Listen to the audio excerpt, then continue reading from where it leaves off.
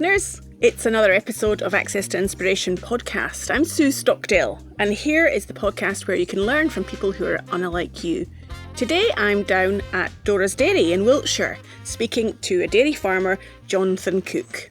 Welcome to the podcast, John. Hello, glad to be here. So tell me, what's it like being a dairy farmer? I think it's unlike any other, well, I'm sure there are similar jobs, but very unlike other jobs. It's all-encompassing. It's not a job. It's a lifestyle. It's my home. It's what I think about pretty much every waking hour. Everything I do revolves around the farm. And what's the history of the farm then? I know are you third generation? I'm actually fourth generation. We bought this farm in 1953, coming from another farm in the village. We came here with 16 cows, I believe, and 4 men would have milked those every day. 2 of those men would have gone off to work in the railways and then come back in the evening and milk the same cows again. I think it was 30 acres when my grandfather bought it. We're now about 100. Luckily, land came up next door that we could buy as we got bigger. My dad got married, I think, in 1966 or 67, and then he started a family, and then that's when he started to expand the herd. So we're up to about 55 milking cows now, and totaling about 85 cows, depending on beef animals and young stock coming through. I can imagine that being brought up as a youngster on a farm must have been heaps of fun. Tell us about that. I was never bored. I didn't even know what the word bored meant. I had 2 older sisters, and we had quite a few neighbours that were of equal or similar ages. And we built dens and would go out with air rifles, and we were never bored. Driving tractors, haymaking seemed to last forever, all the summer. The summer was never long enough, but it always seemed to go on forever. And I don't know, yeah, they were good, certainly good times. And was it always your expectation, or perhaps your family's expectation, that you would then take over the farm? Or did you have aspirations to go and do something else in your career? My father never wanted me to. He was a frustrated politician, and he would have made a very good one. Very intelligent man that was pretty much stifled. He did parish council work, and he was a school governor for quite a few years. So he had other interests to satisfy that desire. I left the farm at 17, exploring my hormones, I suppose you could put it. But I've always gravitated back, I think, is something that's in the blood. My father wanted me to have a corporate job. He didn't want me to have to work every weekend, 14, 16, 18-hour days, getting up at 2 o'clock in the morning to calve a cow. He didn't want that for me. He wanted me to have an easy life. I know it sounds stupid now, and I actually chose it. For 2 years, I worked in an agricultural merchant in the office. It was fun. It was a good learning process. I learned quite a lot about dealing with people, and I didn't like being inside. That was probably my biggest realisation, but I probably already knew that already. It's not that I certainly wasn't capable of doing it or enjoyed it somewhat whilst I was there, but I'm afraid if it's outsiders in your blood, then I think it's the land actually that draws me. I think when you've grown up knowing a place, I'm tied to it. Emotionally, I'm tied to it. It's very hard to imagine being somewhere else. It's like when people say they need to go on holiday. I actually don't need to go on holiday. I'm actually totally happy here. I like to go and meet other people in different places and see how they're doing things, but to actually have a holiday, that's not in my way of thinking. So I can tell by the energy in your voice that you're loving what you do. What is it that you love about your job? Variety, I suppose, is one of the interesting parts of it. You really don't do the same thing twice. You might do it over the course of a year. Haymaking obviously lasts for a few weeks, but then you need to plan for that. You need to get the barns ready. You need to get the machinery ready. It's all a process, and I've got, every part of the year has a different process, what we need to go through. Nature is just fascinating because it always presents different problems for you. And conversely, the miracles that you see as well is always a challenge. There's never a dull moment. If we have a dry period, what do I feed the cows? The grass stops growing. If it's too wet, they ruin the fields. We're always subservient to the weather. There's no get away from the fact that the weather dictates what we do and how we do it. We are selling raw milk as well. I actually get my kick coming from people telling me that my food makes them better. Money doesn't touch that. When somebody comes in and says, you can't stop what you're doing because my digestion is rubbish without you, or my skin breaks open, or they just can't digest food, or they've got really severe IBS, they value what I do. They understand because they want to be involved in it because obviously it's so important to them. They want to be involved, and I enjoy sharing what I do. So if people come and say they want to see the cows, I'll take them to meet the cows, and we'll spend half an hour stroking cows. Well, let's face it, What comes better than that, And they're so rewarding. They're bloody irritating and frustrating at times as well, like any animal or any person. But majority of the time, they're soothing. Yeah, I can imagine. Yeah. And as we're sitting here speaking, we can hear the lovely sounds of some puppies squeaking in the background, which is fantastic. And one sitting right close to us as well here. Tell us a bit more about how you farm and why you farm in the way that you do. Historically, we've always been a dairy farm here. My dad used to have some pigs when he was younger as well as we do now. We've always been high on welfare, so we've always looked after the cows very well. We've never, ever pushed them to their limits. We've always been very mindful that the cow needs to be the cow. So I've just taken what my father and grandfather and great-grandmother did. Well, actually, I'm going back to what my great-grandmother, how she would have farmed. So now we keep the calves with the cows, which is pretty much commercial suicide on a commercial contract. So, my milk used to go off to Cadbury's. That's the chocolate bar. Chocolate bar people, yeah. So if you had dairy milk chocolate, there's a chance there could have been some of my milk in it. Yeah, I was very proud of that fact because we produced top quality milk and we got paid a premium for it. But what we get paid is not enough. Well, it actually didn't cover half the cost of us producing it. And that's unsustainable. So we've changed from being a very commercial farmer where our cows would calve maybe once every year, 14 months, and we would sell the calves off and we would just milk the cows. We weren't pushing them, but that's all we did. So now we're letting the cows grow the calves. We can't keep them all, unfortunately. I hope one day we can. We have some more land, we'll be able to do that. But majority, all the cows stay here for at least 6 weeks with their mothers. Part of the reason we do that, because it's damn sight easier than doing it any other way, because the mothers look after them really well. They grow so well, they get exercise, they learn how to be part of a herd. That's important. It is important, and they learn how to graze. So the calves that go off to market, we nearly always top the market because they're strong calves, and the people that are buying those calves to rear on know that they're not going to have any problems with them. The health is top, so that's why I get top money for them. But also the calves then we keep, they grow very well. They're social animals, they learn how to graze. It's letting a cow be a cow, basically. It's just, so what we do something called milk sharing. So the calves are separated at night for, it was actually less than 12 hours because by the time we get around to it, it's usually quite late. But the calves are separated at night, so they have time on their own in their own little social groups. And then we get 12 hours of milk because if you forget to get them in, there's no milk left in the cow in the morning, absolutely none. So our whole farming in that regard has changed. So we're trying to go down the regenerative path, and it takes quite a few processes to get to the stage where we can actually do what we call mob grazing. So what we're trying to do is replicate the ancient way the buffalo would have grazed these lands. So they would have been kept quite close with predators. So they would be in a very tight pack. They would intensively graze a small area for a very short amount of time. So the way we will replicate that is with electric fencing. So we keep them corralled in a small area. But we want the cows to eat the top third of the plant, which is the most nutritious, and trample the rest. So by trampling, you get a covering. So the covering keeps the moisture in. You're breaking the stems of the plants, so you're feeding the microbiological life. So you're always feeding the soil. But by not eating it all, grazing it down intensively, you've left a load of solar panels. So that plant will recover so much quicker because you've got the energy that's already left in the stem that's left, but also you've got the solar panels to rejuvenate that plant. So in this peak of the season, every 21 days, the cows will go over that piece of land. That's how we anticipate it doing. I mean, there are some dairy farmers that are moving their cows 5 or 6 times a day. But you're not. Not with us do, but maybe half a day. This year we're doing a day. Next year it'll be probably half a day. So as we swap the cows over, as we get them in for milking, after milking they go into a different side of the farm. And then at night when we separate the calves, we'll then pass them over to another side. So they'll constantly be swapping sides of the farm. And that way we don't need to use artificial fertilizers. So immediately is a benefit to the wildlife. And the yield that you get from the grass is just so much better because you're treating the grass. I suppose it's evolved to be treated. That's how everything worked in harmony. So we're trying to do that, and it's quite a process. You said it's a 24-hour-a-day life for you, and really I can see the close connection to nature and to the land that you're farming. But does it make money? And that's a good question. We were certainly profitable a few years ago when I was doing it very commercially. Not running the cows to their limit, but we were getting a good yield from the cows. We weren't rearing any calves. Literally all we did was milk cows. We had calves, sold them, milked cows. So yeah, we were profitable then. When we made the stupid idea of actually keeping cows with cows and milking them once a day, which is something which I always milked them twice a day before, we milk them once a day. The benefits, slightly lifestyle. My biggest one is the health of the cows.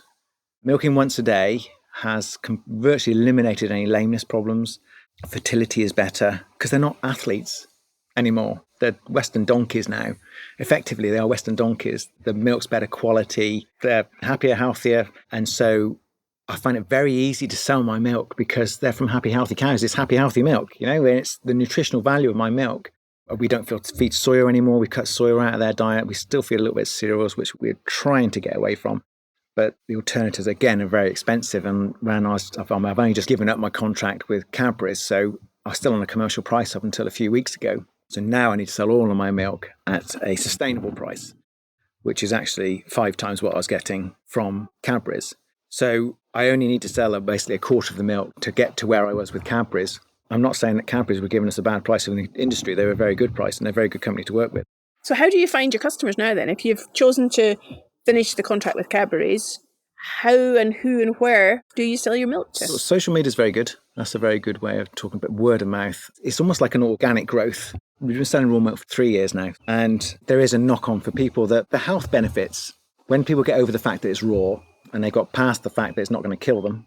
So tell us what raw is for those listeners that haven't heard of it before. What is raw milk compared to what you might buy in a supermarket? Raw milk is milk. Every other milk that you get is a changed version of. So raw milk is straight from the cow. I mean, it literally is. I put it through 2 filters and it's cooled and then you can drink it. So it has all the enzymes that you need to digest it, all of the vitamins. Well, if you think what milk is designed to do, it's designed to feed a mammal. Everything is in, if the cows are fed grass and they're not stressed, everything is in perfect balance. Proteins, carbohydrates, the enzyme you need to digest it, the proteins. It's a perfect food. And we have customers, not many, that pretty much just drink milk because it's a complete food. It's one of the only complete foods there are. Their health is always very good. And people usually come to us through health. They've got to the stage where they've given up with the medicines. They've tried every single cream for their eczema. They're on 2 inhalers for their asthma. The eczema, having somebody come and their face was actually cracking open when they spoke. When they were speaking, it was just horrendous. Well, within a month, that's healed. That's the satisfaction you're getting from the product that you're producing, is seeing the impact that it has on other people's lives, really. Massive impact. Raw milk's had a really bad rap. Mainly dairy industry and pharmaceutical companies pharmaceutical companies don't want people to be healthy, do they? I think that they did a survey and they found that I think if you drank raw milk, you get 1/3 less colds a year. It doesn't sound a lot, but if you buy 2 packets of cold and flu syrup, and there's, 60 odd million in the country, well, the mathematics is quite impressive. So they don't want us to do it.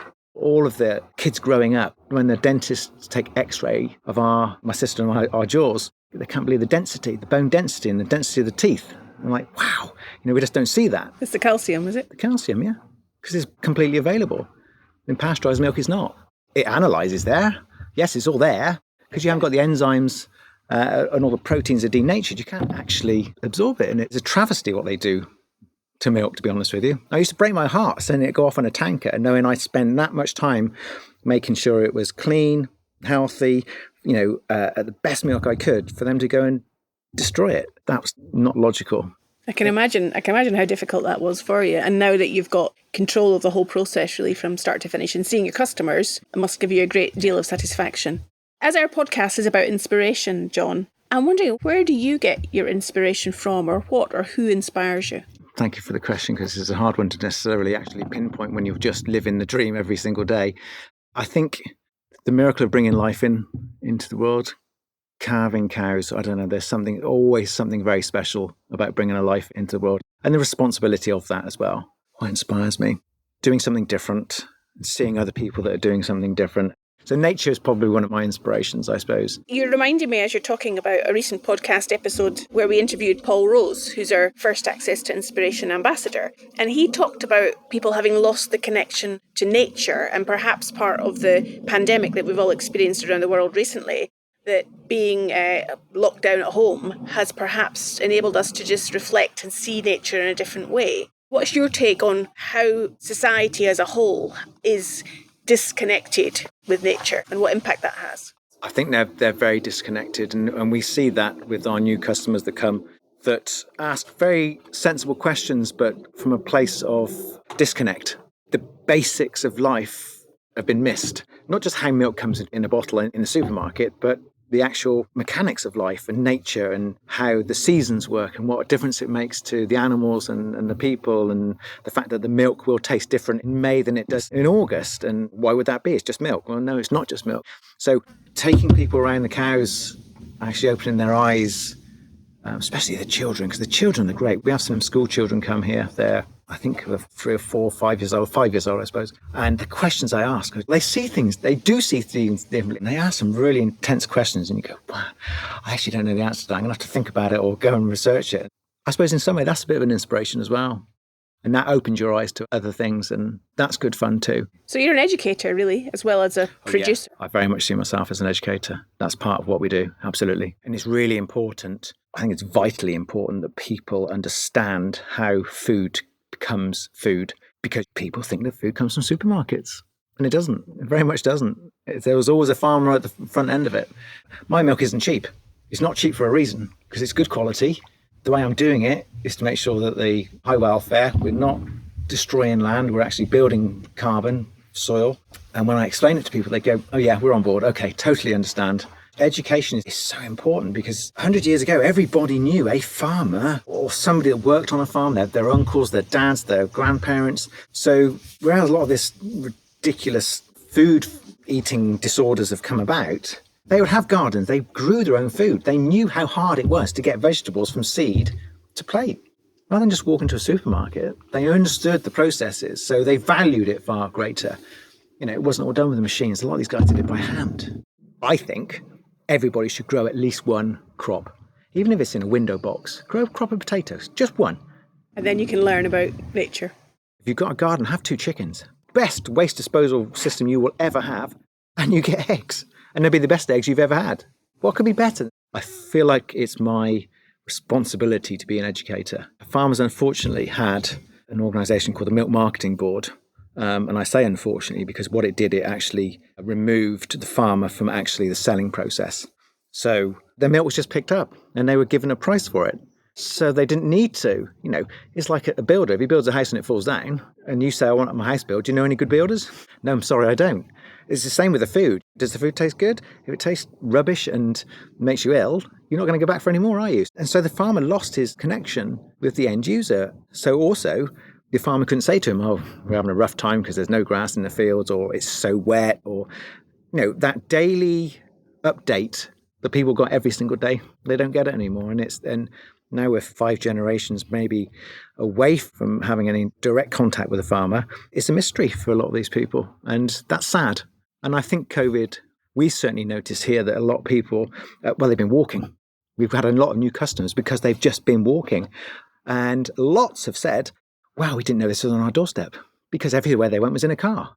People say, well, we just didn't know this is. That's like, it's a gold mine. Yeah, it is. And now you're enjoying it. So there's been some upsides. I wanted to take you to have a step back and actually think about, what has a life in farming taught you about you or about society? You can't control anything. Mother Nature's a very strong force. If it's going to be, it's going to be. That's one of the things I'm probably most respectful of.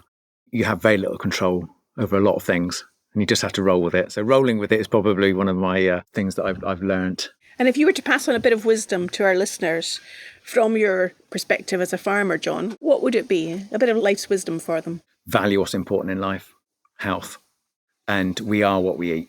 Well, I think that with your enthusiasm for farming and for health and for connection to nature, I think you've done a great job today in our conversation to extol the virtues of that, John. Thank you, Sue. One final question. If people want to find out more about Dora's Dairy and about you and the farm, how might they do that on social media? Where would they find you? Social media, Dora's Dairy, raw milk and grass-fed beef, I believe it's on Facebook. But Dora's Dairy will get you there. And obviously through the website, dorasdairy.co.uk. Fantastic. We'll put links to those on the show notes. And it's been a great pleasure to talk to you today, John. Thank you very much for your time. Likewise. Thanks, Sue.